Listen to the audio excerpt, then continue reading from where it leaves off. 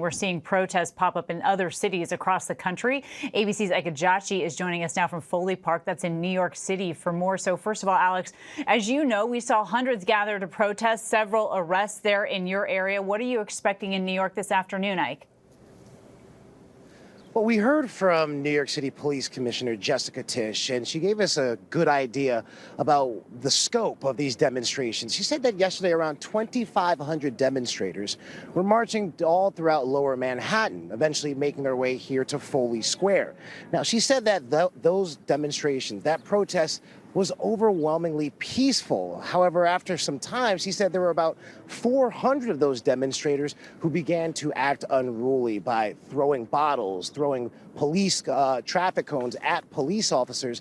Out of those 400 demonstrators, 86 were arrested, 34 were charged with assault, among other charges. Now, we're being told that ICE out, which is what it's being labeled, that ICE out protest will continue again here today.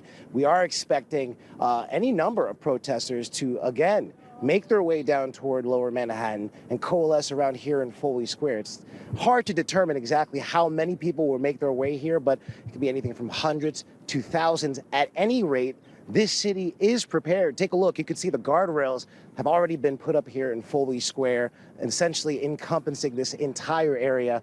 There is a heavy amount of police officers that are scattered, not only in this area, but on the parks that are in the outskirts of this area, preparing for any number of demonstrations and protesters that make their way here. But again, this is expected to go on for a second day here, right here in Foley Square, Kana. And that's interesting. It looks like business as usual right now, but as you so rightly pointed out, those barricades are up and ready. Ika Jachi, our thanks to you there in New York.